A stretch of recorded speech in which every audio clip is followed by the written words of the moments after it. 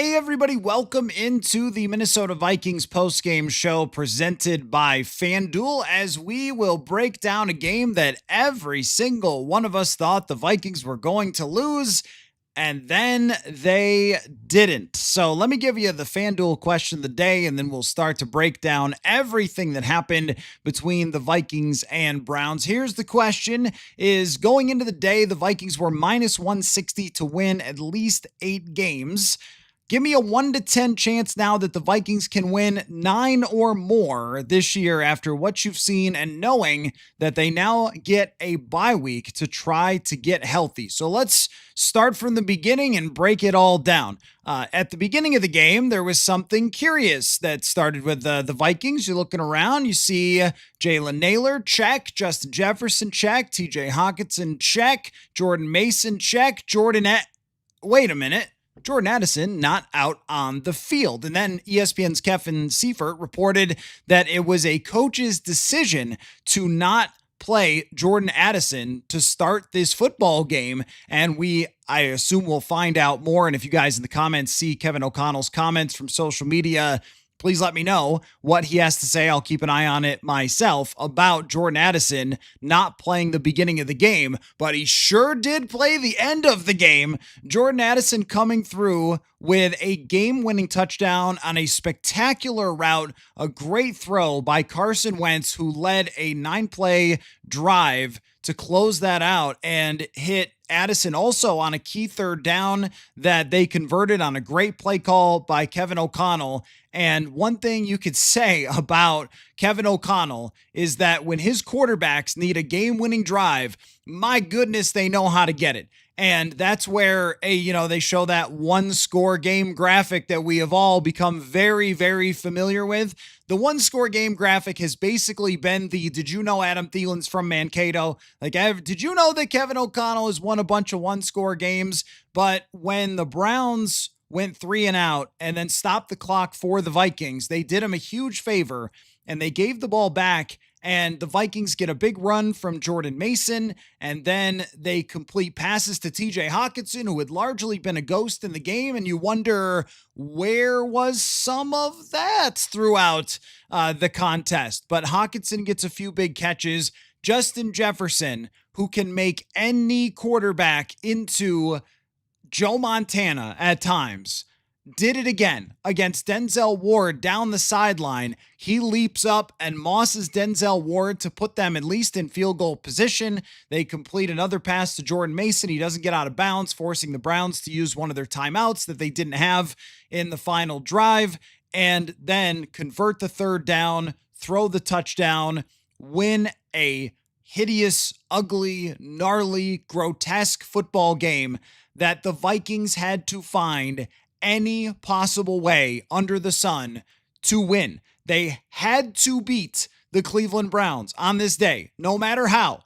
And we'll get into the different things that went right and wrong. We'll get into the different critiques, as we always do, of Kevin O'Connell and the offense and play calling and defense and stopping the run and Quinshon Judkins running over them a lot today. But as of this moment, the biggest thing is just a 3-2 record coming back from Europe. Because if they did not come back 3-2 and they instead came back 2-3, this thing would feel like it had gone completely off the rails into the Atlantic Ocean, and it was going to float home in wreckage to Minnesota and have to be shipped, I guess, from the coast all the way back to Minnesota. Just in pieces is where this franchise would feel like it was. And that feels overdramatic. And it feels like it's too much to say.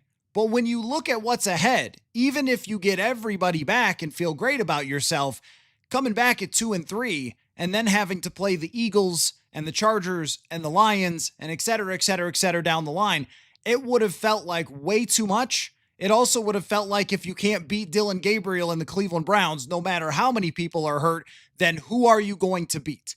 And this doesn't solve everything. Christian Darrisaw leaving this game is very disturbing. The fact that he wasn't able to stay healthy, and now you have 4 backup offensive linemen.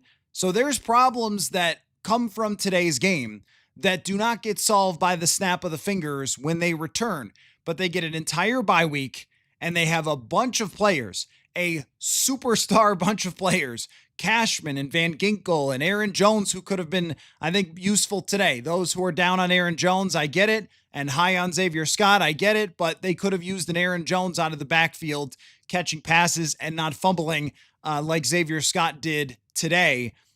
Him back, potentially some offensive linemen, potentially Brian O'Neill. We'll see what happens with Christian Darrisaw. Donovan Jackson is supposed to come back.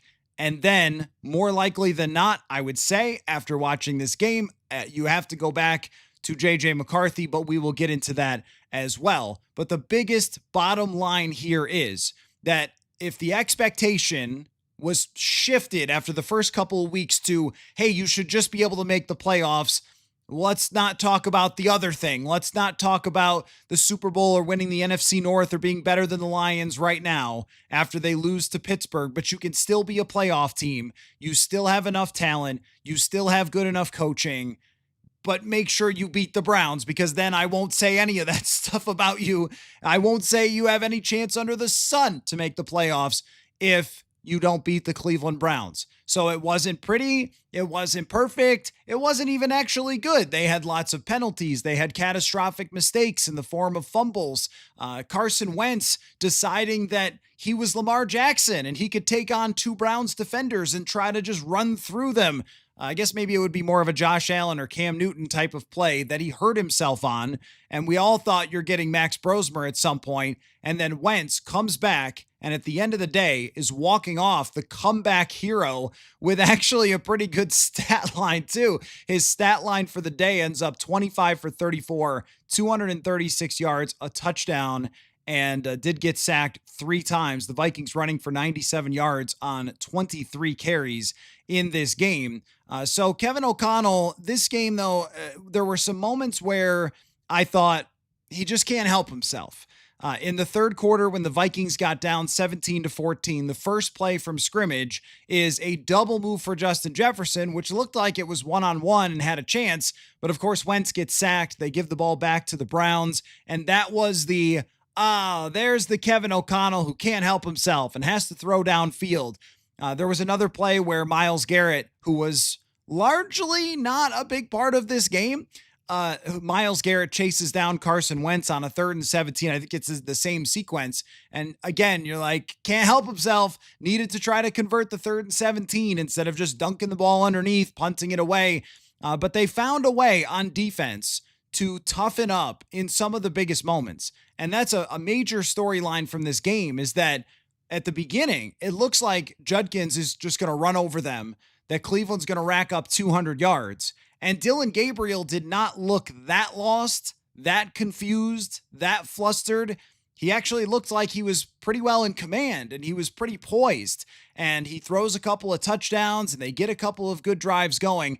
But there are spots in this game where if the Vikings give up one more first down, it is over. Good night, season. Good night, London. And the Vikings are coming back with the tail between their legs. And the Vikings defense found a way to get those key stops. And when you look at it at the end of the day in the box score, they did not give up that many yards to Cleveland. I mean, they end up with giving up 322 total yards on 67 plays. And here's where they were the biggest: 3 for 15 Cleveland was on third down against this Vikings defense. And not that you ever want to hear too many times you saying bend don't break and that kind of thing, but that's how they had to be in this game, coming up a few times really big. And overall yards per pass for Dillon Gabriel, 5.2. When you include everything. Let's see, did he get sacked today? Felt like he didn't get sacked. He got sacked twice. So when you include sacks, 5.2 yards per play, which per pass, which is about what you would expect. And in the run game, they ended up with 140 total yards, 4.4 yards per rush, which is really not that many. They just ran a million times. And the penalties were everywhere for both teams: 7 for 50 for the Vikings, 10 for 78 for the Cleveland Browns. The two huge errors by the Vikings. Fumbling the football is something that they have just had problems with. It feels like going back to 2023, then last year they cleaned it up, and then this year have had problems with it again. So this was not a game that you would want to rewatch 10 years from now. Hey, man, what are you doing on Friday night? You know what? I'm going to stay in and rewatch Vikings Browns from 2025. No, you're not going to do that. But they did find just enough in the tank. So we can criticize the run game and the run stopping from the defense and talk about how Judkins ripped off some big runs and they controlled the game by doing it. We can say that you would have expected a little bit more in terms of getting the ball away from Dylan Gabriel or more turnovers, although they played it extremely, extremely safe. But you walk out with 17 points on the board, 322 yards allowed, and 3 for 15 on third downs. You can't ask a whole heck of a lot more from any defense than having a day like that. It ends up being overall a good day for the Vikings defense, about what you would expect, 17 points when the other team is playing a rookie quarterback who does not look shook or scared or flustered, but looks like a guy who is, hey, he's 24 years old and he's played a lot of football. Imagine that. And looking more comfortable at quarterback. And from the O'Connell perspective, I thought that he came out with the right ideas. They threw the ball quickly. They threw it short a number of times. They used a little bit of creativity. They actually threw a slant to Justin Jefferson, a quick slant. Imagine that. And then the trick play from Cam Akers. So Cam Akers is elevated from the practice squad. And this guy, we know how much O'Connell loves Akers. So you had to figure, all right, he's going to find a way to get Akers involved, right? So he comes out at quarterback where he played in high school and apparently threw some passes in college as well. Rolls out. They never see it coming, throws to Josh Oliver, and it's the first ever Kevin O'Connell trick play that actually worked. So I want to congratulate the head coach for that they came up with a trick play that worked. And I felt at that moment when they pulled off the trick play and they score a touchdown there to start, like, okay, this could go all right for the Vikings. They had given up the touchdown. They had gotten down 7-0, and it had been a good drive off the fumble that Cleveland got going, and they got their run game going. And then the Vikings, they clap back to make it 7-7. But then after that, I mean, listen to this. The rest of the half, the second quarter, after both teams scored touchdowns, punt, punt, punt, punt, punt, punt, a 14-play, 53-yard drive by the Browns to get a field goal, and then the end of the half. That's exactly what we thought it was going to look like. It was going to be a grind fest. Neither team really able to get a whole lot against the other team, and some mistakes end up proving costly for both teams. The Vikings with the 2 fumbles and the Browns with the mismanagement at the end of the game, but also they couldn't convert third downs, keep any drives going. And one of the heroes of this football game ends up being Ryan Wright, who took a lot of criticism from folks at in the offseason. Why aren't they bringing in legitimate competition? Rather have the Australian guy. Ryan Wright's not any good. And he ends up punting 5 times, 285 yards, 2 of them inside the 20, including a 77-yard punt for Ryan Wright. He continuously flipped the field and was on point. But they also had the Will Reichard missed field goal mixed in there, which was a strange one where it looked like it came off his foot as if it was going straight, and then it just whipped to the right. I don't know if there was some wind that was a factor or footing was a factor, but that was unusual. And when Reichard missed the field goal, I think everybody felt the same exact way. Okay, this might go bad for this Vikings team. This might just be one of those days where you're fumbling and you're not recovering it. You're falling apart, everything. You can't even get a field goal to go through with your great field goal kicker. And yet they find a way to win. 10 plays, 80 yards, 9 throws on that drive from Carson Wentz, but big stops in the fourth quarter. So this is the fourth quarter defense for the Vikings. Punt, punt, punt, punt, end of game. That was the clutch defense for the Vikings. So on this day, I think you could break apart all the different facets of, well, this didn't go right. This play call was wrong. This player had a tough day stopping the run. That player didn't do his job on a particular play.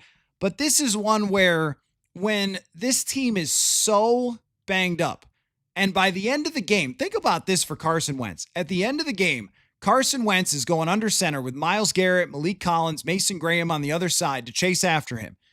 And his offensive line looks like this. Justin School is at left tackle. He's been moved over from right tackle to left tackle. So he spent the whole week preparing at right tackle. Now he's got to play left tackle. Joe Huber has never played before and did have a key holding penalty at one point that negated a really big Jordan Mason run. At center is Blake Brandel, who had, I thought, and it's hard to figure out right after without, all the data and the all 22 film. I thought an amazing game for a guy in his position. I think he did have a holding penalty on a big play to Jalen Naylor. That was tough, though they never showed the replay, and some strange handling of replays when penalties came up. We saw 50 flags in the game and never got another look at any of them, which I don't know if that's an NFL Network thing where when they broadcast the game, they don't ever want to shine a light on any controversial call, but I didn't see a holding on that play, and then it was just called back, and it looked like the defender fell down, and we have no idea. So that was very frustrating to watch when you didn't even get a second look at, there's all these penalties on special teams plays. Somebody false start. Do we see any of it a second time? And even with Jerry Jeudy, when he dropped that key third down, they were so slow with the replay that O'Connell had to challenge it, when I thought that was one of those plays that New York should be buzzing in and saying, I don't know if they can buzz from New York across seas, but they should be saying, yo, he didn't drop that.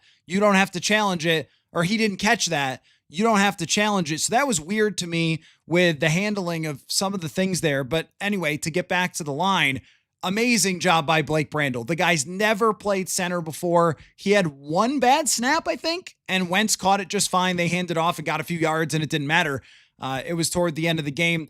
Right guard, Will Fries, of course, a starter. And then at right tackle, Walter Rouse becomes one of the heroes of this game, coming in off the bench at right tackle in the biggest moments where the opposing team is pinning its ears back and you have to hold up as an offensive line. And they were able to do that. I mean, that is incredible because this is not a Browns defensive line that's Browns. No, they were grading by PFF as the best in the league against the pass and the run as a defensive line. That's ridiculous. And Myles Garrett was almost a non-factor in this game. I saw Darisaw do a great job against him sometimes. It also speaks to the game plan that when the ball was coming out of Wentz's hands faster, the offensive linemen grade better. And I've been asked questions a lot about, hey, this guy, former Viking, is grading well, or that former Viking is grading well. When you get the ball out quickly, you get a lot fewer negative plays as opposed to dropping back, sitting there, and then everybody has to do their job perfectly, or you get sacked, or you get pressured. And that was the biggest thing for O'Connell today. That was a test case. But for those guys to hold up in those moments, that was just all of them, because there's no plays you can call that are like, hey, let's just, hand off and play conservatively. Although O'Connell knew exactly how much time he had on the clock. So when we go back and look at that drive, let me take a look at the play-by-play on that drive. You get a 9-yard run, then a 3-yard pass, a 6-yard pass, a 14-yard pass. 2 of those were to TJ Hawkinson that totaled 20 yards on 2 throws. And then, of course, Jefferson has to do some legendary stuff. But I thought that the opening play calling was great, where the Browns weren't ready for a run and they get 9 yards. And then it's quick pass, quick pass, quick pass to get things going. And no matter who's playing quarterback next week, 2 weeks from now, it should be JJ McCarthy. But no matter who's playing quarterback, that sequence needs to stick in his mind. And really a lot of the drives that succeeded, and some were just killed by fumbles, a lot of the drives that succeeded today followed that type of pattern. Using Jefferson early on in the game, getting the ball out of the hands of Wentz, and just making it easier for this group up front. And that's what happened here too. When you get a 3-yard pass with 2 minutes and 40 seconds left, then a 6-yarder with 2:17, and then a 14-yarder to take you to the 2-minute warning, he didn't try to get it all back in one deep drop back, one double move, one deep post, and ask Carson Wentz to do too much. That was very, very well done. And then you take the shot to Justin Jefferson and eventually throw it up and have Jordan Addison make a great play. But even before that, on the 3rd down, where it was 3rd and 4, and they throw a little flat route. Again, not trying to do too much, just put him in motion, goes out into the flat. We see the Chiefs do that all the time. Excellent clutch play calling there from Kevin O'Connell for this team to come away with a win. So they are 3-2 as they return. There's questions to be answered all over the roster of who's going to be healthy. Who's going to start at quarterback is still a question, I suppose, after this. I don't know why you would stick with Carson Wentz after this. I mean, he had a great drive. He won the game. It's iconic backup quarterback stuff, right? To have your backup quarterback come in. You just we love backup quarterbacks on this show because of moments like that, because he comes through in the clutch. He's not even supposed to be here. He's hurt. He just joined the team. All his backup linemen are in and he finds a way, right? That's why you sign a really great backup quarterback. But there was nothing here today against the Cleveland Browns that would make me say, you know what, guys, they can't go back to JJ. It's Carson Wentz's show the rest of the way. Now, if he had gone overseas and he had thrown for 800 yards and 10 touchdowns and they looked like an unstoppable freako offense, okay, then yeah, I might have actually said that. But in this case, no. Carson Wentz was okay. He did not throw any interceptions, a couple of sacks, but I mean, the one, it's a double move and the guy just gets free. Okay. I mean, there's not a whole lot that Wentz could do about that. But aside from that, I mean, he did a good job of not making catastrophic errors overall. His accuracy was all over the place on this day. There were plenty of plays that were there to be made that Wentz could not.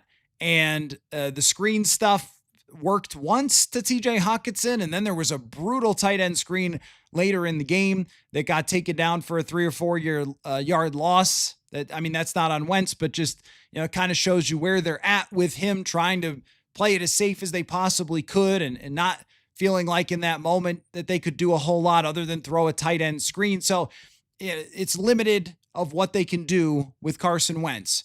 But if this season goes back to McCarthy and still ends up being an entertaining season where they have a chance to make the playoffs in the last day or something, we're going to go back to this moment and Carson Wentz will be one of those heroes of Vikings lore that we talk about many years from now. At least that's still on the table after this day. And you couldn't have asked for a whole lot more of Carson Wentz in these 3 weeks. Maybe could have been better against Pittsburgh, but that also was on the defense and offensive line and play calling and everything else. And he's a backup quarterback for a reason, but this is why you get one that has as much experience as Wentz does in the NFL. So a great job on that final drive by Carson Wentz for the Vikings to get this win. And I thought of this as I was writing my little post-game recap after, of course, I had deleted the one that was ripping them to shreds that I had been working on throughout the fourth quarter. But I said that whoever the person was that said a win is a win was a genius. Great job by that cliche monster. A win is a win, and you don't have to apologize for it. You don't have to give it back. Now, if they play like this the rest of the season, and they will certainly be getting players back, and they shouldn't play like this, but if they play like this against the Eagles, the Chargers, it's going to be really difficult to win. I think we all know that. But this is not the team. This is not the 2025 Minnesota Vikings. This is a bunch of guys that we thought were in development mode, like Walter Rouse and Joe Huber, who are out there in the biggest moments. I will say, though, that when Donovan Jackson comes back, the way that Blake Brandel played today, and I'll have to go back and really look at it and investigate a little more, but just my sense, I would want Blake Brandel on the field continuing to play center for the rest of the way. I know that's hard to judge on one game, but against this team and this defensive line, to handle things the way that he did is probably good. I mean, somebody who has great knowledge of the system and the checks and all that sort of stuff, and is a veteran player who's been around, unlike Michael Juergens, who just started playing, gets into 2 games and ends up getting hurt. I mean, it's probably better that Brandel goes forward. And then if you get the line back, you don't feel quite as bad about it if you have a veteran center who is your backup in Blake Brandel playing instead of Ryan Kelly. And then you end up with, you know, we'll see about Darisaw and where his health is at. But if it's Darisaw, Jackson, Brandel, Fries, and O'Neal at some point, you feel way better about that than going into today. So I can't say it was a good win. I cannot say it was a beautiful win. I cannot advise anyone watch that game back when they replay it on NFL Network at some point this week. But I can say that for the sake of discussion over the next 2 weeks, what a difference. What a massive difference between, okay, what do they need to get back on track? Can O'Connell stick with a lot of the short stuff that he implemented when JJ McCarthy returns? Because there were a lot of good plays out there today. Some of them were just missed by Carson Wentz, but there were a lot of good ideas out there to get the ball in the hands of Jefferson. How many targets did he end up with? I don't think we have to send anyone to jail. Let's see. 11 targets. We don't have to send anyone to jail because Justin Jefferson got over 10 targets in the game, 123 yards, and then contributing on short stuff. Addison, Hawkinson, Josh Oliver with the one big play, Naylor with 3 catches for 27 yards.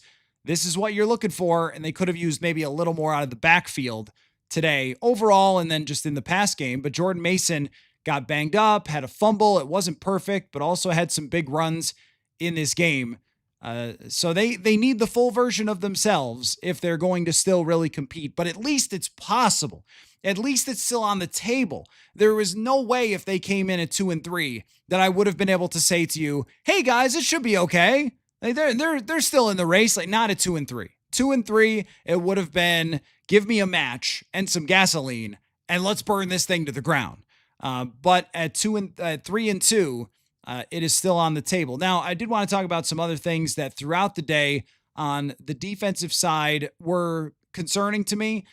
The way that the interior D-line has looked. Now, they did toughen up a few times and make some stops, but Javon Hargrave didn't play a lot of snaps early in this game, and I wondered about the health situation for Hargrave.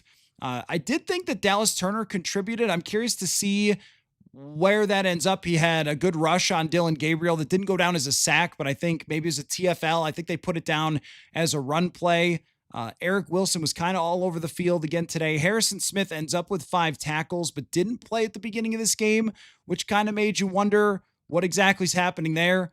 Jonathan Grenard came really close to another sack. This guy, he's going to end up with 30 pressures or something and 1 sack this year. He's come close time and time again, but the defense feels like it is a little bit wobbly still, just with the personnel and what they're getting from the defensive tackles versus what they expected to get from the expensive defensive tackles. And we also saw at times some of the fact that they have backup linebackers in and how badly they need Blake Cashman, how badly they need Van Ginkel. But it looked to me like Turner was involved for most of the day. There was a play where I thought he could have set the edge better and Judkins got out, but he made a couple of big tackles for them. Overall, not a great day, not a spectacular day, but a do just enough, be just clutch enough to win. And I think that we have to keep that in mind going forward. At one point in the game, Gabriel scored his second touchdown. I think I wrote in my sort of running recap, maybe this defense just isn't good. And then they made a bunch of key stops after that. And I still would not say that they've made an argument this year for being great, but they're going to have some flaws as they go forward. And this is where the offense will, on the other side of this, have to pick things up. Because I think we have to accept that it's not going to be the 2000 Ravens defense that we thought it was going to be when we went into this season. But they acted like it at the end of the game, and the Vikings get a win. So why don't we get to your thoughts, your comments, and how you feel about this. I mentioned the FanDuel question of the day. Going into today, the Vikings were minus 160 to win at least 8 games. So FanDuel thought that they would still get there. Give me your 1 to 10 chance that the Vikings can win at least 9, because that will be the bar for them competing for a playoff spot. Let's get into your comments. We'll start with first name, last name. Said the run defense is terrible. I think if our run D was better, the defense as a whole would be great. They came up with some huge stops in this game that really saved it as far as the run defense.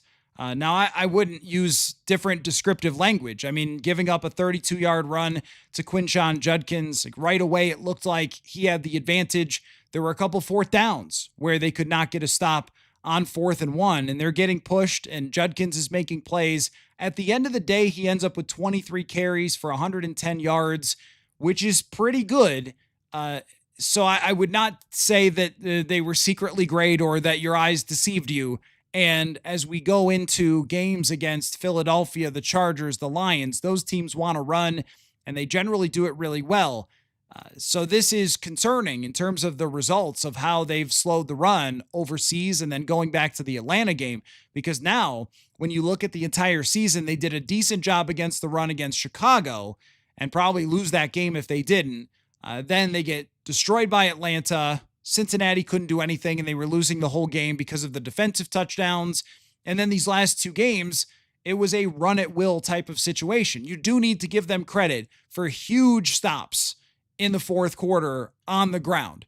It was very predictable that Kevin Stefanski was going to run at those moments, and Dillon Gabriel does not scare you enough and didn't make enough plays for the defense to be like, oh, let's all drop back into a deep zone here on 3rd and short or something. So it did help that it was predictable in that moment, but still 23 for 110 often wins you a game if you are the Cleveland Browns and you run that well. So it is concerning. I don't know what the answer is. They played Redmond more today. They played Levi Drake Rodriguez more today. A guy on the practice squad that gets brought up constantly, Taki Taimani, I don't know if that's the answer. It's probably not. Javon Hargrave certainly needs to get healthy. It seemed like he was banged up against Cincinnati, and then it looked like it a little bit today, although he was always going to have to play less if they were going to run as much as they did. Maybe there's an acquisition there to be made during the bye week to help them, or maybe it's just that they're missing Van Ginkel and Cashman. And as much as Eric Wilson's involved a lot and gets a lot of tackles, he's not the biggest guy. He can be pushed around. Ivan Pace, as we know, is not the biggest guy. And I think that those things, and also as far as edge setting, it's not even close between Dallas Turner and Andrew Van Ginkel. Dallas Turner is meant to be a guy who is lining up over here, lining up over there, roving, rushing from different spots, dropping back in coverage. That's how they want to use him.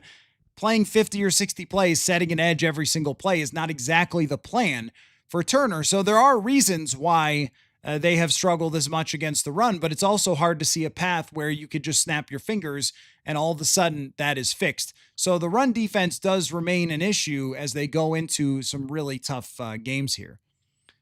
General Soreness says, how do you miss a team activity when you're on the road for 10 days? Addison is a problem and the Vikes need to move on. Don't let a couple of big plays distract you from who he is. General Soreness, as far as the Addison thing, thank you for reminding me to circle back to it. When you are Jordan Addison, you can't miss anything. You can't make any mistakes. Not when you're coming off of two different issues, one of which cost the Vikings 3 games of one of the best wide receivers in the NFL because you couldn't get behind the wheel responsibly, or in that case, maybe not get behind the wheel at all. I totally agree with you that Jordan Addison is towing a very, very delicate line here of the great player who you just cannot trust. And if you look to the other side at Josh Gordon, you remember the story of Josh Gordon, who was an unbelievable wide receiver for the Cleveland Browns, but they had to move on from him and get rid of him. And he ended up out of the league because they just couldn't trust him. And he had problems off the field that he was not able to overcome. And I'm not implying that it's the same problems. I don't know that. But with Jordan Addison showing that he can't be trusted to go overseas with the team like this and not commit some sort of violation is very concerning because this is somebody that Kevin O'Connell loves, has a huge impact on the quarterback. He is, as you saw, a great, great football player. And so often in this league, if you're a great football player, you get suspended for 1 quarter, college style, and they have handled Addison with the kiddiest gloves of the kiddiest gloves. But in a game like this, they needed to. And I would kind of agree with it, no matter how egregious, unless he harmed someone else. or was in jail or something. I think they needed to play him just because you need to win this football game, and you can deal with all of that when you get back from overseas. But with a potential contract extension looming, with a fifth-year option looming for Jordan Addison, any sort of violation is a massive, massive red flag. And you just have to ask, is this guy ever going to get it? Because if you don't get it right here, then when are you going to get it? If you're not going to grow up after the 150 miles an hour thing, 160, if you're not going to grow up after the DUI incident that cost you 3 games, when exactly is that going to happen? And so we don't know every single detail. I'm sure that they'll not reveal every single detail, but anything, again, costing your team, anything, not having him for the first quarter, it matters, is to me another sign of, I don't know how you can give this guy $30 million a year, $25 million a year. And maybe you're looking at, I mean, they're not probably, well, we'll see how it goes. I mean, you're not probably talking about after this moving on and trading him or getting rid of him or whatever it is, but you have certainly been pushed closer to that edge. Because if you were arguing to me, young people make mistakes, he did this, he did that, but we've gotten him, on the straight and narrow, it's all good to go, he's not going to be a problem for the franchise anymore. Okay, I can buy that. I'm not saying that I excuse it, and he certainly deserves to be criticized. Being young doesn't mean that you are not responsible for your actions. He certainly should be, and I always felt that the team did not lay down a strong enough message ever to Jordan Addison after his last 2 incidents. And I guess, maybe that was true, as was demonstrated here today. But at some point, it's personal responsibility on his part. You have to get it together. And missing the first quarter of this game, if that's a sign of more things to come, then he won't be here for a long time. And the Vikings need him. They need him in the lineup. You saw the struggles in the first couple games. You saw what he could do today in making 2 massive catches. Actually, I mean, even the diving catch that he made toward the sideline, he's a special talent. But you have to weigh the headache versus the talent. And the scales were very clearly much more toward the talent. And are they getting pushed back the other way? Or was this a misunderstanding of some kind? I guess I'm not sure. But it is concerning. And it's a red flag with Jordan Addison for sure, and something to watch as we go forward. All right. He'll be a Raider after his rookie contract is up. That's how it goes. So, and I'm sure that there'll be whatever, this happened or that happened, it wasn't that bad or whatever. It doesn't matter. It doesn't matter. If he wakes up 5 minutes late for his alarm, then he's going to get scrutinized, because you don't get the benefit of any doubt anymore. That's out the window. So, let's see. If we don't know, Andrew says, if we don't know what happened, can we judge this really? Yes, because you don't get the benefit of the doubt anymore.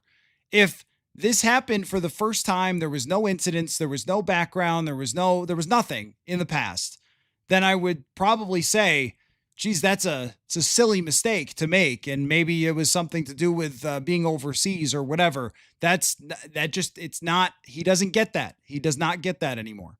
So, I mean, as always, you're going to have, the apology comments. The team won't be at all happy with people criticizing him and so forth. But that's where I'm going to stand on Jordan Addison. You don't get any leeway in the discussion when you've got the past history that you have. And being suspended for a quarter in a game that your team has to win. And even if you came through, and he's a great player, I mean, absolutely phenomenal player. He made an incredible play. He won the game. Great job, Jordan Addison. But it definitely has a little shadow over it because he was not able to play in that first quarter. So let's see. First name, last name says, fingers crossed that Fries holds up long-term, since he was the big long-term signing on the line, but Huber playing well potentially gives us an option down the road. Well, I think that's a great point on the backup offensive lineman. And this is where, yes, it's really, really hard to play with backup offensive linemen, but at very least they had a Blake Brandel who's played a lot of football. Huber was really good in training camp and preseason, really good. And I think he ended up, he made the roster out of training camp, right? And I think that happened because he played so well. They were worried, if my memory's correct, because they were worried about someone picking him up. He was just really good and showed some serious potential there. And Rouse has had development. He's somebody that, imagine that, right? A young player who gets time to develop and improve behind other good players and then steps in and gives them a chance. And hey, everybody was very hard, including me, on Justin School. But what he did today, switching from right tackle to left tackle, he was holding down the right side, and then he has to go over there in the biggest moments and face Myles Garrett. This is Justin School we're talking about, somebody who is bounced around and is a veteran, but doesn't have elite athletic traits to hold it up. I don't care if he didn't have to make that many great blocks. I mean, to even hold it down at all at that position was really, really excellent. So now you feel like you have backups that can step in. Not that you want to have to do this week after week, but Huber showed you something, and even School getting it together. Rouse showed you something. That backup offensive line, those guys are 100% heroes of this day in this Vikings win over the Cleveland Browns. And I mean, what else can you say about, somebody like Joe Huber? And first name, last name says Huber's a guy who probably made the team well before cut day. He did. I mean, we came out of the first preseason game saying, whoa, like this guy's actually pretty darn legit. So where do we think that this is going to go the rest of the way? Like, where does it need to go? What needs to happen now for this team to get back into what we thought they were going to be? Because today was a game that if you played against most teams, you probably lose. Like most good teams. You play this way offensively against the Lions, you lose. You play this way defensively against the Lions, you lose. I think that the answer lies in getting JJ McCarthy back, but carrying over some of the things that worked.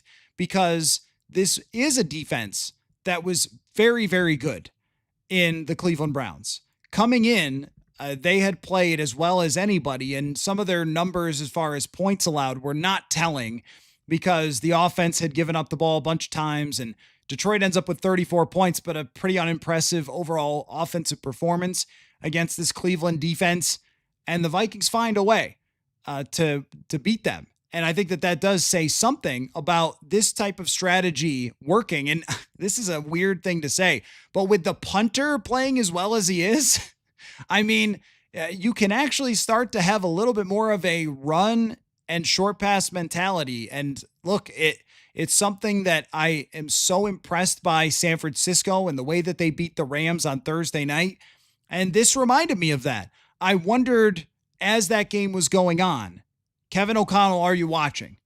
Do they have this game overseas? Are you watching Thursday Night Football in the way that Kyle Shanahan was able to keep the sticks moving and able to avoid that crazy pass rush of the Los Angeles Rams? And hey, they have a bunch of guys hurt. They don't have great wide receivers right now.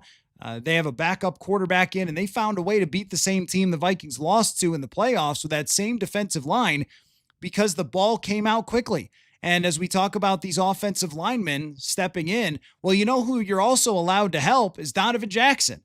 You're allowed to help Brian O'Neill. You're allowed to help Christian Darrisaw.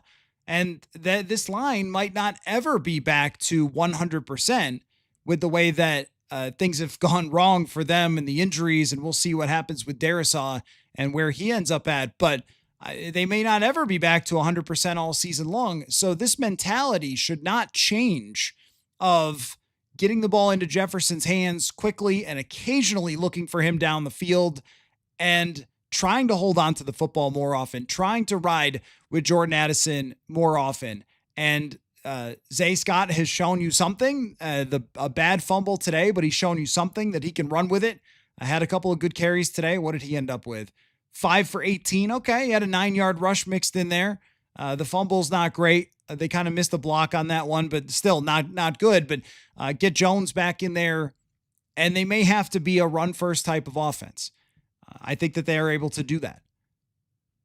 And they showed that today, where they could run and then play off of it with underneath stuff. But you can't wait to succeed until the last minute. But when you end up with, I mean, think about this. If JJ McCarthy ends up with this type of stat line, and we'll talk about that in a second. If he ends up with this type of stat line, 25 for 34 with 236 yards, a touchdown, no picks, they're going to win a lot of games, I think, with that, considering who they have as their receivers, the fact that they can run the football, the offensive line gets healthier, the defense gets healthier. They can win that way. They're not going to win every week that way, but they can win that way if that's what you end up with for a final stat line. And I am going to remain of the opinion that J.J. McCarthy should come back and start against the Philadelphia Eagles. The choice with Kevin O'Connell, I think, even though Wentz did a great job leading the game-winning drive throughout this day, was really given to him. Wentz is banged up as he decided that he was going to run over two defenders for the Cleveland Browns and still thinks that it's the year 2017 in some ways. He's not all that accurate. He is a really good leader. That is very clear. How he led them through. I mean, both weeks never collapsed, never got overly flustered, found a way to keep them in the Pittsburgh game. They had a chance to win the Pittsburgh game in part because of Carson Wentz. So he acted like a veteran backup quarterback. He had some plays that you just can't believe where the ball was going. He had some decisions that were frustrating, and he had some great throws, and he had some really good moments, and his poise and his toughness was all on display. That's why he's still in the league. That's why teams like the Chiefs and the Rams wanted him as their backup quarterback, because he has these traits. But you can't really run your full offense with Carson Wentz. The lack of mobility is crushing at times, where he gets out and looks like he's going to have a first down and there's no wheels there. He thinks there are in his head, it seems, but there's no wheels there. The pocket navigation can be pretty tough. The decision-making at times where he tries to make a play and hang with something can be pretty tough. But the way he played today was the way that you would like to ask J.J. McCarthy to play, where sometimes you have to live to have another down. Sometimes you have to punt the ball away. You need Jordan Mason and whoever else is in the backfield to carry the ball successfully. You're going to need the defense to get big stops from time to time. A turnover would have been nice today, but get turnovers down the road. And then the quarterback does just enough. Well, that's the way that you want to ask J.J. McCarthy to play. And I think it's as good as you ever could have asked Carson Wentz to be in these last three games. For a backup quarterback, it's as good as you ever could have asked. You go 2-1. Maybe we would have thought they lose to the Bengals. I don't know. Maybe you would have thought it would have looked a little different against Pittsburgh. 2-1 with your backup is great. How many teams in the league can go 2-1 with their backup? Not that many. Usually your starter goes down. Look at Cincinnati and it's like season over. But in this case, they escape 2-1 with the backup in. So now I think you go back to the starting quarterback who you began with from the beginning of the season. And this is your guy, and you've called him the franchise quarterback, and you stick with this plan. You stick with get the ball into the hands. Like that flow flat route from Addison, a little flat route from Jefferson early in the game where he lined up in the backfield and it seemed like they lost him a little bit. He goes into the flat, catches the ball, gets, 10 yards. Stuff like that. The Hawkinson stuff. Where was it early in the game? I'm not sure, but in the biggest moment, a 14-yard catch from him, a 6-yard catch from him. If you do that, if you take on that mentality with McCarthy, then you can be in every game going forward. If you put McCarthy back in and then ask him to go be Sam Darnold from last year, then you're going to have problems. If you ask him to be Kirk Cousins and make 50 different checks at the line of scrimmage, which today I did not feel like we saw issues with the clock, which was really good. And O'Connell needs credit for that. And Wentz needs credit for that because you have backups all over the place on the line. We didn't see him tapping on his head a million times, looking around. Who's supposed to go where? You're in motion. We didn't see a lot of that. And I'm sure that some of that costs them open receivers at times, but the price is your quarterback's not getting killed constantly and hanging on to the ball. So are you feeling good about that? I want to know from you guys. I assume that you want J.J. McCarthy back in, but do we think that's going to happen after winning this game, that McCarthy will be back in? Some of the reporting from Diana Rossini, I think, that said he might not be 100% healthy. That's not my understanding of the situation, but is that a way to leave the door open to potentially keeping him out longer? It would be Philadelphia and then right out to the Chargers, but that's life in the NFL. So I'm not too afraid of that. I think Philadelphia is not quite as strong as they have been in the past. The Chargers are banged up, and then you get some extra time to prepare for the Lions. Go back to the plan and stick with it. And that's how I think they should handle it now. But if it's Wentz coming out of the bye, then you got some serious questions about where they're at with JJ McCarthy. Did they lose belief that fast? That would be crazy after just 2 games. That they would, and because nothing Wentz did in the last 3 games would make you scream, "Oh my gosh, this guy has to be the quarterback." It was very typical, great journeyman backup quarterback play. I loved it as an enthusiast for Vikings journeyman backup quarterback history. It felt Todd Bauman-y, it felt Gus Ferrati, but it didn't feel like it was Randall Cunningham. So he comes out of it doing a great job and deserving whatever paycheck they're giving him. Give him more for 2 wins in 3 games, but it's time to go back to the plan. And they should have offensive linemen back. But even if they don't, we saw today that you can protect the quarterback with your play calling as long as you can stick with it, which I thought O'Connell mostly did. So, Cody comes in that KOC was bleep with play calling today. Totally disagree.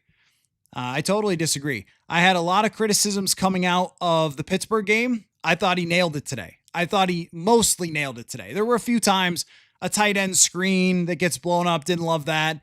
You're always going to have that. I don't know what game has every single call that works out perfectly, unless I guess you have Tom Brady and Randy Moss or something in 2007. Maybe that was perfect. But aside from that, a game like this with a backup quarterback and 4 backup offensive linemen, I don't think every play call is going to look brilliant.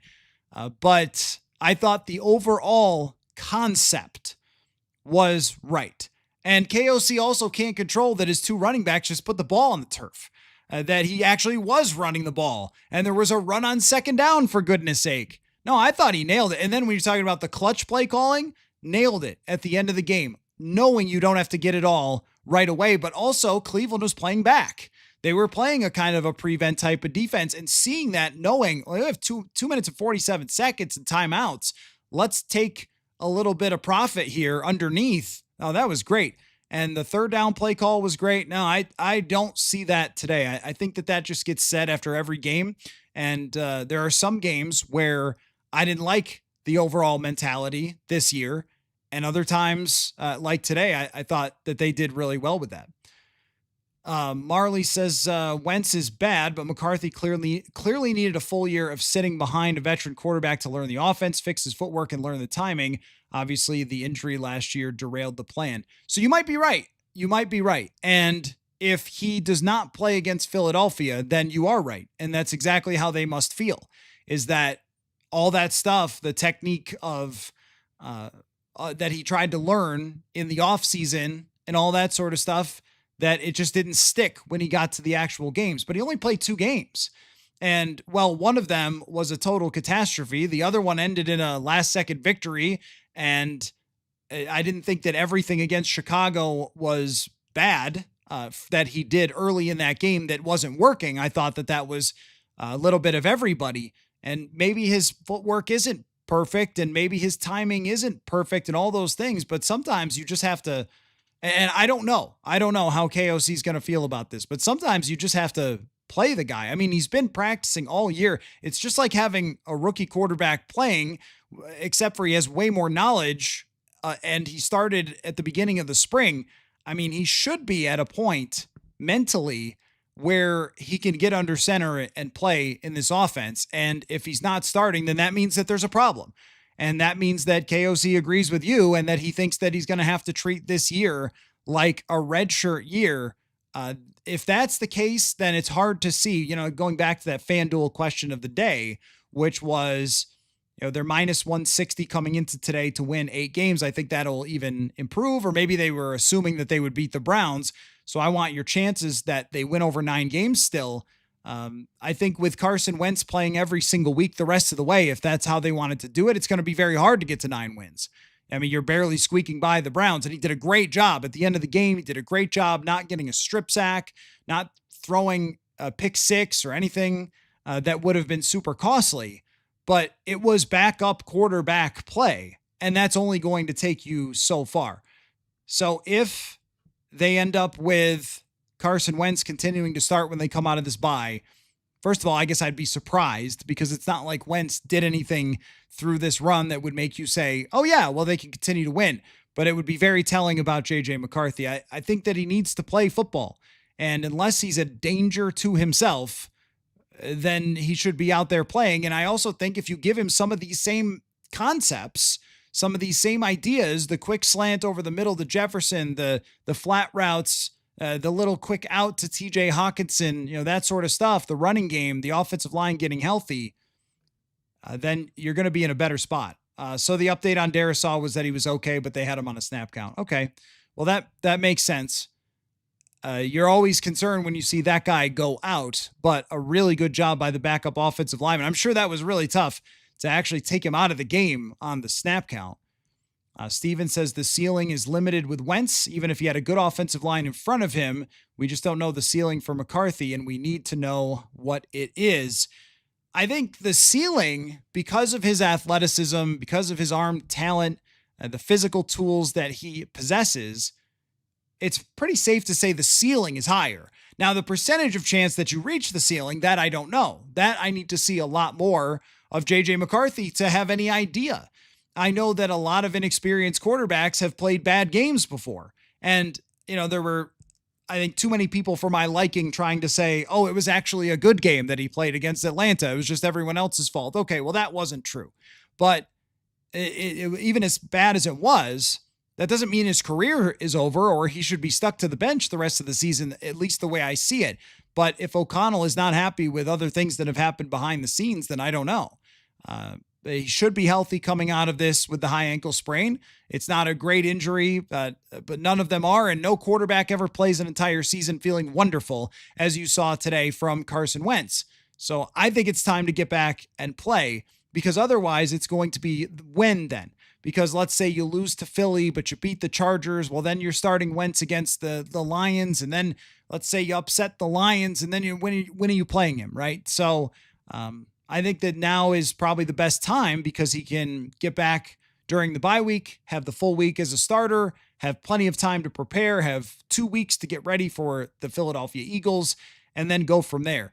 It will feel like there's sort of, how would you make the golf analogy that they're trying, how about this? You guys ever, instead of, let's say you're having a tough day with the driver and you're nervous about hitting the driver. So you're like, you know what? I'm going to use a 3-iron off the tee for this par 4. And you hit it in the woods anyway. I mean, your chances, if you can't hit a driver straight, your chances that you're a brilliant iron player are not that great.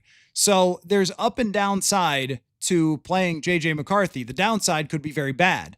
But if you're trying to play it safe with Carson Wentz, I think we saw it today. There's just limitations on that. And this is me giving him an overall like B+ on your backup quarterbacking. Would have been an A if they could have beat the Steelers. I know it's not all his fault. Some of it definitely was. But being a backup quarterback, great job. Even it didn't have to look good. It didn't have to be wonderful. It just had to happen. And you can't give a backup much more credit than that for coming in and getting a win like today to keep the season on the rails. That's the entire concept. We talked about it so many times with the backup quarterback situation. Just don't be screwed, right? Just don't be so bad at the backup spot that your season falls apart when you miss your starter. That doesn't mean fall in love with that guy and leave him in as the starting quarterback. Laying up and missing the fairway, Zoomer Kev. Exactly right.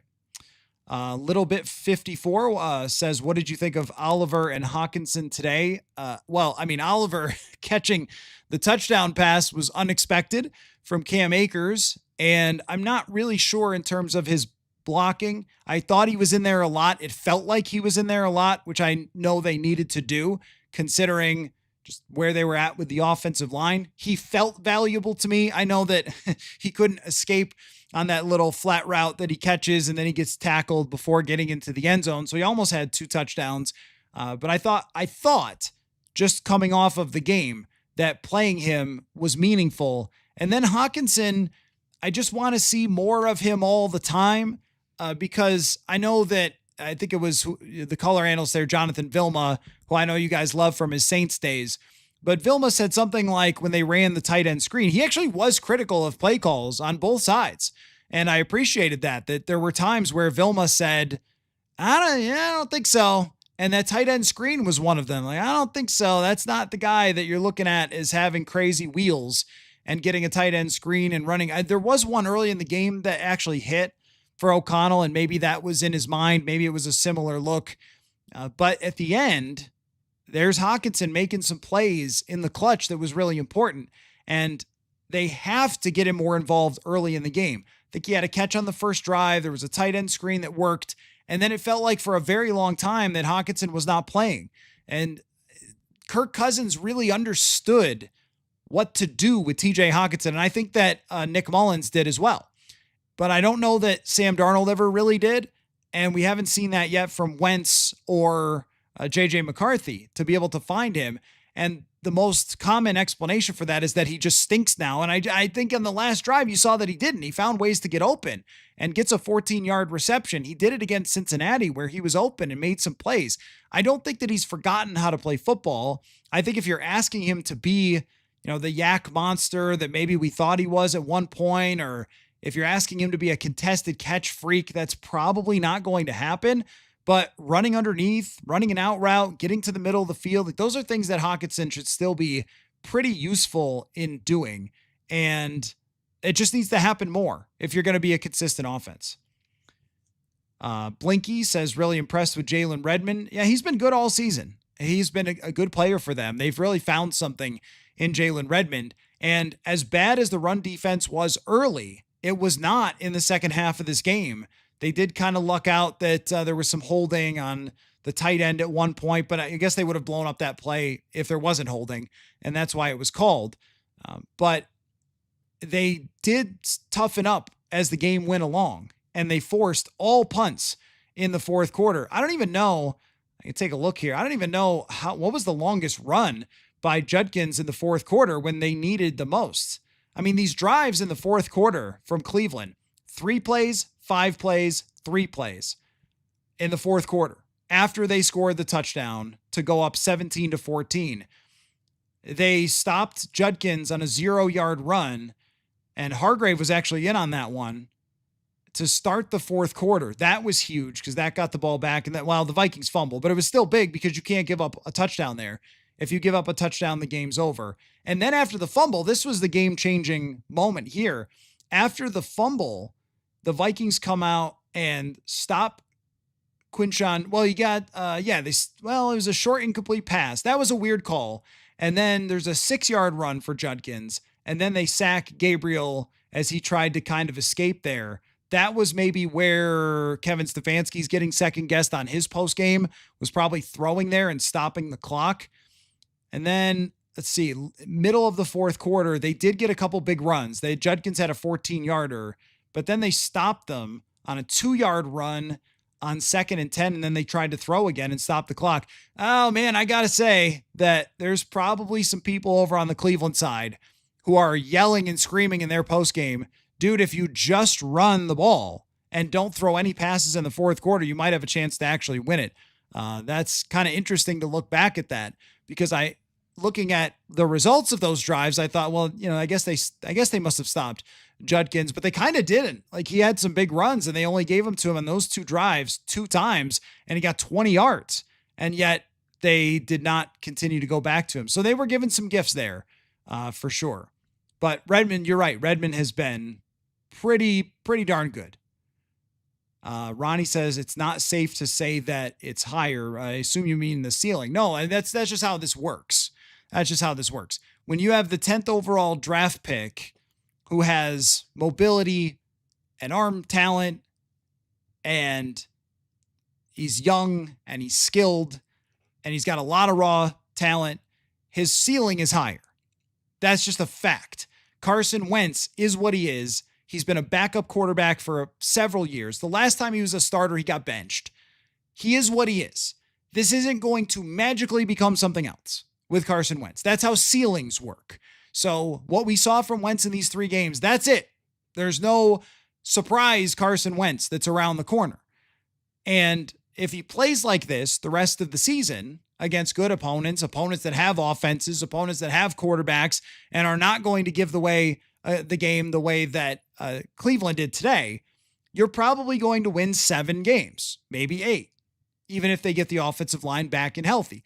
That's just who Carson Wentz is. The last time he started, he played pretty well with the Colts, and they went 9-8. That's just who he is. It's not a criticism. That's about as good of a backup quarterback, which he's signed to be, as you're ever going to find. It's just a reality that the younger quarterback with the raw talent has the chance to click in and provide you with difference-making quarterback play. Now, like I said, the odds of that happening, I guess, are in question. The chances that happens is really the question. Because if Kevin O'Connell feels like there's no chance that J.J. McCarthy can reach his ceiling this year with his lack of experience, and then he's going to just get hurt again, or he's going to struggle, or he's going to lose games and the season's going to fall apart. If he feels like that's what's going to happen if he puts McCarthy back in, then you might see him just settle for Wentz. And to get back to the golf analogy, if he feels like there's a 90% chance he's going to hit it in the woods with J.J. McCarthy, but he feels like keeping it on the fairway with a 3-iron is the only way to do it, then he's going to have to go to the 3-iron. And that will tell us a lot about how he feels about J.J. McCarthy. And if you put yourself in the situation, this is where it could get a little dicey. And we may not know what this decision is going to be until they get back to practicing, and maybe even until game day against the Eagles, because he can kind of play the we don't know who the quarterback is type of thing. But, I mean, if he doesn't play McCarthy, then anything is out there for where this quarterback situation could go. It means he could be back if it's a bad game for Wentz. It means we might not see him. I mean, who knows? At least if he gets back in, the plan is J.J. McCarthy, and they're going to stick through it. And it will tell us everything that we need to know about how Kevin O'Connell feels about where J.J. McCarthy is at right now. And there's going to be a lot of questions. Given the circumstances, Wentz has done well without any training camp reps and continuity. Yeah, I mean, I think so. Even to be on the field with less than a minute and down by 3 last week to Pittsburgh, if I told you that they won a blowout, a tight game, and lost 1 by 3 with your backup quarterback in, win 2 out of 3, and the one loss is 3 points, it's about the best results that you could have asked for. Dusty says, when they brought Hockenson in, he was said to be basically a wide receiver. The guy can block. He has, I think, been blocking well overall this year. It's not something that you really love that he has to do. He does line up a lot as a wide receiver. I mean, he is a tight end. Like, this always happens with tight ends. Kyle Pitts, you hear it a lot. Well, this guy's really a wide receiver who can block. No, he's a tight end, which means he runs a 4.7 coming out, and he's had an ACL surgery and stuff, but he's smart and he's reliable and he understands defenses and he's there for you when you need him. Is that worth what they're paying him? I don't know. Not so far this season, but that's a different discussion. I think that he just needs to be a bigger part of the game plan there. It just needs to be something that they're leaning on from the beginning and sticking with, which at times it doesn't feel like that's something they're able to do. Oliver's too slow to do the red zone screen stuff that they want to do with him. Yeah, he's definitely not the fastest guy. I agree with that. It seemed like a decent enough play, but you need him to break a tackle there. Yeah, I mean, that's just not really who he's ever going to be, yards after catch guy. He's a blocker. He's a blocker with really good hands, surprisingly good hands, and can go down the field a bit. JP says, was some of Wentz decent play knowing Schwartz's defensive scheme? Could have been. He might have been comfortable, and they don't have that complicated of a scheme, and that I think helped. Like, in comparison to Pittsburgh, so Pittsburgh was running a lot of deceptive coverages, a ton of deceptive stuff up front, where in this game, and it is kind of like Cincinnati, it was really all laid out for Carson Wentz, especially at the end of the game. I didn't see any sort of blitz. I mean, Carson Wentz came into the game as one of the worst graded quarterbacks in the NFL against the blitz. I don't know if I saw a blitz from the Browns at the end of the game. They didn't make him sort through stuff the way that some defensive coordinators are going to do. I would expect that from the Philadelphia Eagles will not make it easy to identify everything they're doing, and they have the talent with that Fangio scheme to be really, really good.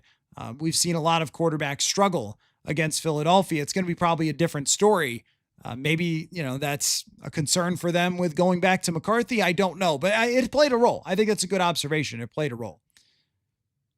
Steven said, wish Flores was more aggressive early in the game against the rookie quarterback. I thought that the reason that they weren't was probably just because the ball was coming out of Gabriel's hands so fast.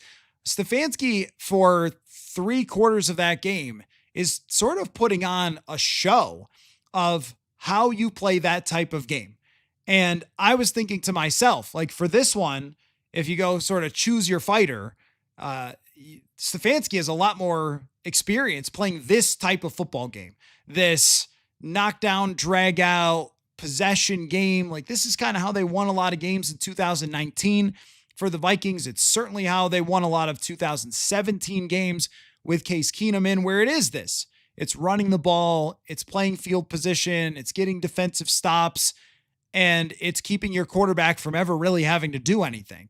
And they did a great job of that, really did a great job of that through 3/4. And then Stefanski kind of lost his mind a little bit, where he starts dialing up passing plays up by 3. And you're like, why? I mean, the Vikings aren't moving the ball against you, and they're not stopping your run game. Why are you passing on first down? And why are you passing on third down when you need to run the clock down there? And Gabriel probably should have scrambled or checked it down or something, but he killed the clock and gave the Vikings all day. They score with 25 seconds left. He could have worn 25 seconds off the clock and put way more pressure on Carson Wentz. So there were some mistakes there big time by Kevin Stefanski at the end of that game that were really surprising. But overall, he was doing a great job of keeping Dillon Gabriel from never really having to deal with the pressure of the Minnesota Vikings. And I think that that's something we're going to see, as Pittsburgh did it really, really well to avoid any of that stuff, to sort of get him to throw it out, like the extra blitzing and the confusion, and make things simple. But at the end of the day, I mean, Dillon Gabriel ends up with, let's see, he did barely hit the FanDuel over. He's going to end up with a good quarterback rating, 19 for 33, 190 yards, 2 touchdowns. He ends up with a good day, but 190 yards on 33 passes. You would have taken that all day for the Vikings defense, is that he just got it out quick and they didn't get any explosives. Did they have wide receivers who played in this football game? I mean, Njoku's good. Fannin had a catch, but I mean, I didn't see them complete anything to wide receivers the entire day. You would definitely take that, the way that they played. It was really that run game that you're still kind of worried about. Narkle says Darisaw was on a pitch count. Stop your hyper freak out. Is there somebody else here that hyper freaked out? I think I said you don't want to see him leave the game. I don't recall a hyper freak out. Did you just get here? Strange.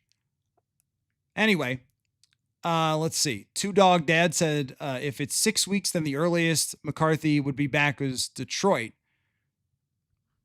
Yeah, I mean, it shouldn't be. The initial diagnosis was 2 to 4 weeks, at least courtesy of Adam Schefter. It shouldn't be 6 weeks before you see JJ McCarthy again.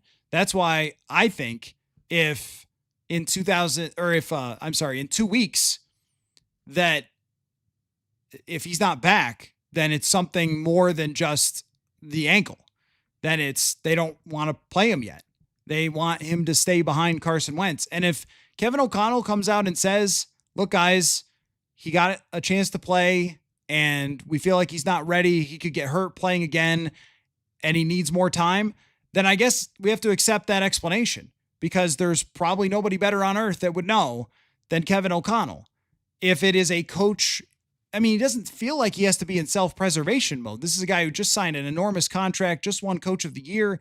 I don't think he's in self-preservation mode by playing the veteran over the young player. It would truly be because he doesn't want to fail JJ McCarthy, as his famous quote that gets mentioned all the time of, not failing young quarterbacks. And if he feels like it's going to fail JJ McCarthy to play him, then he won't play him. And then we'll have a lot of questions about when JJ is going to play. But I don't think after the break here that it's going to be connected to an injury. I think that might give him some plausible deniability, but I mean, for this kind of injury, it should be enough time for him to be back. Zoomer Kev says, will McCarthy have to earn the starting spot before the Eagles game in practice? If he struggles heavily in practice, you have to play Wentz to keep the playoff hopes alive. I mean, that's true, but it's not like training camp. You kind of have to decide. And then you just can't have a quarterback competition throughout a week in practice. You can't be splitting the reps. I mean, I guess if he was horrible, then you would just have to go with your backup, but you can't really, there's not enough reps out there. There's not enough time in the day to just go, hey, let's just have a competition in the middle of the season in practice. You can't really work it that way. Someone's got to be the scout team quarterback. Someone's got to be the starting quarterback, and you have to go from there. Now, maybe you're thinking if McCarthy looks lost at the beginning of the game that Wentz should be ready to go. But I think you really have to just make your call and go with it for who's going to be the quarterback. Rob says, happy to see KOC make the adjustments in the play calling with a refugee offensive line. These guys will help us later in the season when a starter needs a break. Excited to be get 2 out of 3 or 3 and 2 get healthy, or to be 3 and 2 and get healthy. Yeah, I think that KOC did a great job overall today with the entire idea. Was every play call perfect? Did every play call work? No, not even close. And we shouldn't expect it to with all the backups on the field. You're playing 11 players, and by the end of the game, 5 of them are backups? I mean, that's like half of the players on the field are not supposed to be starting for you. And to adjust the game plan correctly to be able to find a win, I think is a really good job by O'Connell overall. Skywalking McCarthy says saving the season is hyperbolic. Every team that wins in January can run and stop the run. This team can't do that and isn't winning a playoff game. Well, you know what, McCarthy, say Skywalker guy, it's not January yet. So why don't we just take one step at a time? Okay. Why don't we take one step at a time? Through 5 weeks, what they can do and can't do is still, I think, being determined by how healthy they're going to be. And I would like to see the full team at some point, which I think we're getting closer to with Harrison Smith. I think he played some more snaps today. And then Van Ginkel and Cashman, we'll see if they come back. We'll see what adjustments Brian Flores is able to make against Philadelphia and against the Chargers. Here's why it saved the season. It saved the season because if you go back 2 and 3, you can't even win half your games the rest of the way and make the playoffs. Now, if you do that, you've got a good chance for it. Because after 5 games, that means you got 12 of them left. And if you go 6 and 6 the rest of the way, you've got a chance to make the playoffs on the last day. If you were to go 6 and 6 the rest of the way, this is some great math here, at 2 and 3, and then losing to one of the worst teams in the league, you would have no belief that they could even go 500 the rest of the way with this schedule if they couldn't pull off this win. And even if you do, then all of a sudden you've got to be an above average team against all the things that you're going to face. I'm not at January yet. That's a long way away. And it's a team that we haven't really seen yet. So when we get to January, I guess we'll find out. And I agree with you. Not being able to stop the run is a huge concern. And that is something that schematically and personnel-wise, they have to figure that out because the teams that they're playing are not going to let them off the hook. I think another part of it is the types of games you've been playing. Now, if you're playing the type of game where you're playing from behind as they started out today and then played many of the snaps from behind today and only came back to win at the very last moment, you're going to put the other team in a position to be able to run the football. That's just a fact of the matter that opposing teams are in a spot where we saw at times last year, teams would average 4.5, 5 yards a carry, but they'd run it 12 times because they were losing the whole game. And that was the offense putting them ahead. That's, when they beat Atlanta last year, Bijan Robinson, I think, was running fine, but they just couldn't go to him after they scored so many points. These two things play off of each other. They were built to play from ahead, and they were also built to play with 2 of their best players at linebacker, making a lot of these tackles that have not been in there to make those plays. So I'd like to see that. I'd like to see what schematic adjustments are going to be made or personnel adjustments are going to be made. I thought actually they ran the ball fine today. I mean, Jordan Mason ran it 13 times for 52 yards. That's fine. Overall, 23 carries for 97. They probably could have run a few more times in there, but those 2 fumbles were bad. But when you say they can't run, well, they can. I thought last week they didn't run that successfully against Pittsburgh because they were down in the game. And even there, some of the catastrophic mistakes were what cost them. But I haven't decided yet what this team is going to be because we haven't seen them. My point is that we now have a chance to see them. At 2-3, you barely have a chance to see them. Then it takes some sort of miracle to get you back into the mix. But now it takes a 500 record to give you a chance and one game over 500 to get you potentially in the playoffs. So Ryan says, I feel like Brandel being 6'6" will have problems with defensive tackles getting under his pads and driving him back. Could be true. But on the other side, Michael Juergens is not that big or strong. So strong defensive tackles might push him back as well. I mean, Brandel played guard all last season. That's the same sort of thing, same sort of opponents that you're facing. They didn't put a guy right over Brandel today that much. At least I don't think they did, which probably made his life a lot easier. But the way he played today, I thought it was good. I thought he did as well as you ever could have asked him to and snapped the ball pretty well. Dak, DACQ, says, people seem to think Will's field goal hit a wire. Oh, is that real? Is that true? That would be crazy. What, like a TV wire or something? I guess I'm going to have to see that. It looked really weird. It took a hard right turn. I thought, well, I don't know. It's a funny shaped ball. Steven says, Ravens are a team more banged up than Minnesota. You're seeing the results of today versus Houston. Let's just hope they are just as injured when we play them. I haven't checked the scores. Things going badly for Baltimore? Is that what's happening? Oh, yes, it is. 24-3. Well, they're playing their backup quarterback, Cooper Rush, somebody who once beat the Vikings. But yeah, I mean, look, that's another point too. When I mention how the season is saved, yeah. I mean, that's part of it, is that the teams coming up are not perfect. And I said that a lot last week of like, hey, these results have kind of thrown some things into the mix that maybe give the Vikings a chance, which is that Philadelphia has had trouble with their receivers being frustrated, and the Chargers have huge injuries up front, which may limit their offensive abilities. And the Ravens, Lamar is banged up and they have a lot of injuries and they stink on defense. I mean, look, that's why I mean, if you go 2-3 and you lose today, then you can't even bring that stuff up. You can't even say, well, hey, these other teams are flawed, because like, well, you lost to the Browns. It was kind of like when the Vikings lost to the 0-11 or whatever it was, Detroit Lions in 2021. It was like, well, if you could lose to the 0-11 Lions, who can I write in a W for? At least now you've got a chance to say, hey, maybe some of these games are a coin flip, and that's what you need the second half of the season to be. First name, last name says, I wouldn't be upset if McCarthy was QB2 for a week or two, but I don't know what that would look like in terms of practice. Well, it might look like him running the scout team, which is important and is helpful for a young quarterback. Even it came up on the broadcast today where Carson Wentz said that running the scout team actually kind of was good for him to understand how to make some throws or what throws he could make. When he was a backup over the last 2 years, he felt like he even grew being on the scout team. It does matter. Josh McCown said the same thing to, I believe it was Kevin Seifert maybe, that brought this up, that running the scout team can help you because you're practicing against the first team defense and you learn a lot about offense. You learn a lot about defenses as well when you're doing that. I mean, is it a bad thing for JJ McCarthy's long-term if he doesn't play? No, it's not. I don't think it's restricting his potential growth if McCarthy stays behind Carson Wentz.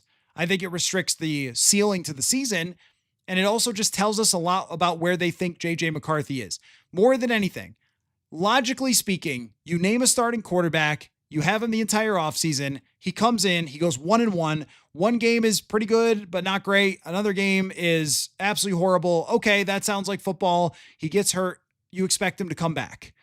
You don't expect all of a sudden them to just shift course, because if they thought that McCarthy was going to be a guy who needed this entire year, then you would have done a lot more to keep Daniel Jones here. You would have said, Daniel, actually, you're going to start. Or you would have done a lot more, I think, in the backup quarterback category than just sort of hang around and get Carson Wentz at the last minute, right? So there's no signal. You would have tried to keep Darnold as a franchise tag. You would have signed Rodgers. You would have handled this totally differently if you thought McCarthy wasn't going to be able to play. So a huge shift in course if he doesn't play against Philadelphia would be really significant, but it doesn't mean he's a bust. It doesn't mean his career's over. And I'm going to have a tough time second guessing Kevin O'Connell if he does that, because O'Connell knows more about it than I do.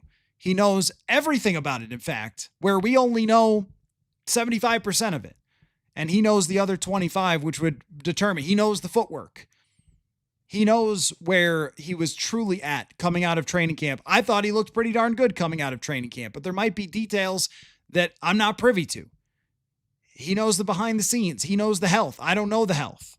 I can only just suspect on certain things health-wise. We can only kind of guess. So there's a lot of things that are going to go into it, and I think you have to say that O'Connell will know what to do in this situation better than any of us. And if he doesn't play him, then there's a reason. My point is that it just tells you where it's at. It just gives you the information. And unless O'Connell does make that decision, it makes total sense to me to go back to McCarthy, run the offense the way they were running it today, deal with the fact that sometimes you'll have to punt, deal with the fact that you might have to lean on Jordan Mason a little bit more and Aaron Jones if he comes back a little bit more, and go from there. Mama says, still can't believe KOC didn't run Mason up the middle on 3rd and 1, instead got cute. That's, I think, an example, though, of if it works, then we never remember it. I know what you're saying, and I generally agree that Mason up the middle, he's hard to stop. He's hard to keep from getting a single yard when he's going up the middle. Maybe they thought they had a look that they were going for with the pitch out. Yeah, I mean, I generally had the same feeling as you. But if they pitch out and the entire Cleveland team smashes in and then he gets 15 yards, it's like, great play call. That would be one that goes under the category of kind of judging it after the result. But I know what you mean. I think sometimes you do have to do the simplest thing, and that's not always the easiest for Kevin O'Connell at times. Dusty says both sides of the field at Tottenham had functional play clocks. That was helpful in comparison to Dublin. I don't know exactly what the issue there was, but seems like there was some, at least. Let's see. Zoomer Kev, don't you get to re-kick if it hit a wire? I mean, I would think so. But did they know that? If it did, I haven't seen the clip in slow motion. Maybe some of you have. But if that happened, though, if it hit a wire, then they did get screwed. Dusty says Brandel stepping in and playing center for the first time ever, and you never heard his name. Huge win. Yeah. Yep. Totally agree. And that's why you keep guys around who are swing players, who are just pros, is because you're going to need them. And I'm sure it was really disappointing for Blake Brandel to not be able to start with them drafting Donovan Jackson. I mean, can you imagine being Brandel on draft night when they take a guy at your position? You got to be like, okay, well, that's it for old Blakey, but he stayed ready and he stayed prepared. He had a good training camp. He was ready here to play center when he's never done it before. There is big value there. Two Dog Dad said Quinshon Judkins is a beast. That also needs to be thrown out there that, yes, they have not just a regular running back who is having success. The guy was a monster. Last week against Kenneth Gainwell, yeah, that one had a little more of a critique to the run game, but Judkins was great. He had some serious explosiveness and power. Steven says sometimes not who you play, but when you play them. Yeah, that's been a problem of mine for a long time, which is when they come out with, hey, this is the strength of schedule. And it never turns out to be the actual strength of schedule. I researched it. There's very few times, I shouldn't say never. It's not always that it comes out to be the actual strength of schedule. I mean, it might be that you're playing, who knows what Lamar Jackson's injury, how lingering it is. I mean, you might not even be playing him by the time you get to Baltimore. You might be playing, we all thought that they were going to play Joe Burrow and you didn't.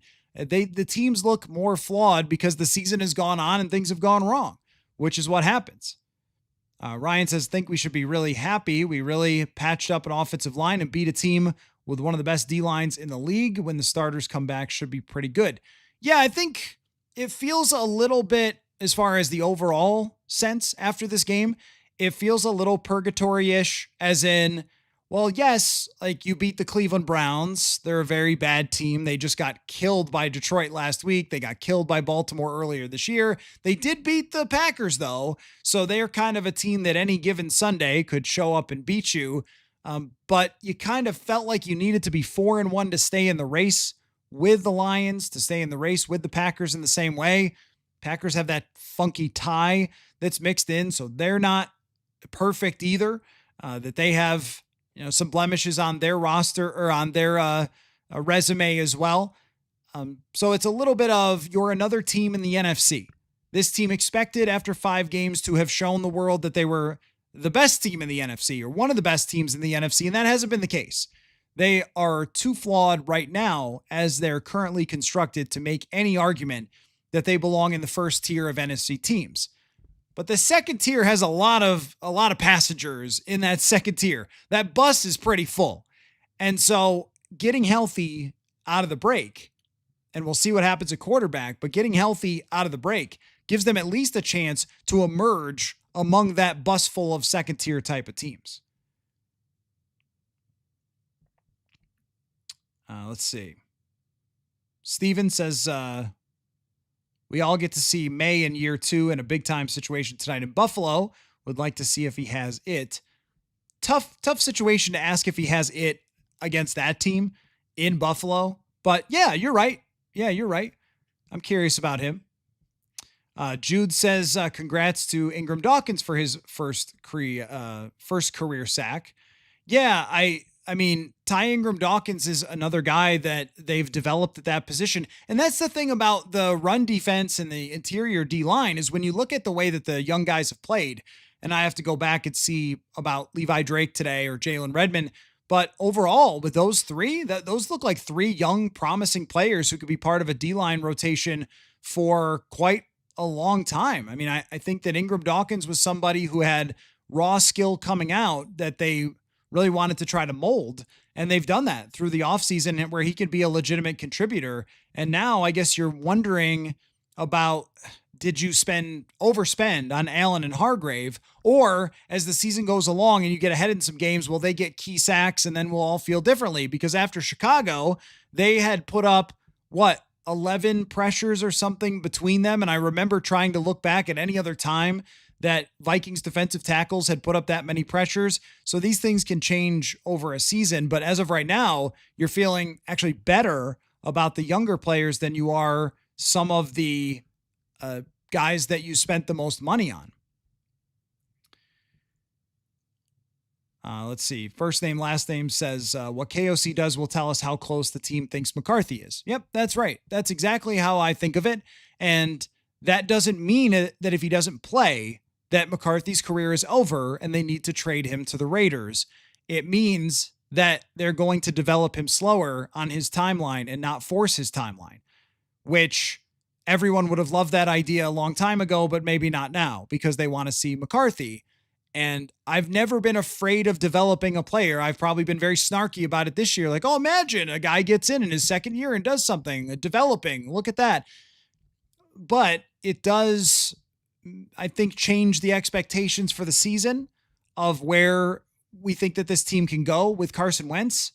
I think overall he has grinded as much as you could with Wentz and he's done as much as he possibly could have. But are you going to Detroit for a late game in the season and winning? Or I guess they're going to play Detroit at home. Detroit and Green Bay are the last 2 games. Like, are you beating them with Wentz? I think that might be a tough bill. That might be tough to do when they have Jared Goff and Jordan Love, they're starting quarterbacks, and they have great teams and all that. So it would much more be like, hey, getting to the playoffs would be a huge win, and then it really hits the fan next year. But if he comes back, then we get to start finding out about J.J. McCarthy. So I know that people really, really want to. It still remains up in the air and possible that they will not play him when they return. And that just means that they are feeling like he needs much, much more development before he's ready to go. So the Vikings win. That's the bottom line. The Vikings win a game that I thought they were going to lose, that you thought they were going to lose, I'm sure, in the fourth quarter when they couldn't stop the run and when they were down 17-14. And Dylan Gabriel, I give him credit. He did a good job in this game, keeping the train on the tracks, had a safer game than I think we all thought he was going to have, and made the Vikings very, very nervous there. And Jordan Addison comes through. Carson Wentz comes through. A bunch of linemen play hero. And now there is the opportunity there to get this back into what it was supposed to be, the shape, because it was an unrecognizable lineup today. When you saw all of the roster moves and all that throughout the week of, Kelly going on IR, they did get CJ Ham back. That's good for them. But I mean, this group, it was a bunch. I mean, Max Brosmer taking a snap from Blake Brandel just blew my mind. Like, what are we in the 4th preseason game? Like, what's going on here? So the fact that they escaped this with still being able to have a chance to race in the NFC North is kind of remarkable, considering where things looked like they were about to be. And a win is a win. So if you're watching the postgame or listening to the postgame back, in the comments, FanDuel question of the day. Don't forget to answer that. Vikings were minus 160 to win at least 8 games before today. Now that they have won against Cleveland, they're 3-2. Give me a 1 to 10 chance that they get at least 9, that they clear that number and have a chance to go into the playoffs. So thanks everybody for watching and listening. Appreciate all of your participation. And it'll be an interesting week. We'll have Manny Hill and Brian Murphy for the roundtable to react to this win and preview what's coming next. That is tomorrow, and also react to the other games that happened today. And we'll do the Tuesday morning left guard and get the full review from Jeremiah Searles. We'll get some other fun guests on. Talked with Chris Trapasso about getting him back on. It's been a little while. So we'll break everything down in this bye week and still have some fun. You know, the Purple Insider train never stops. So thanks again, everybody, for watching and listening. And the Vikings are 3-2. Don't ask how they got there. We'll catch y'all later. Football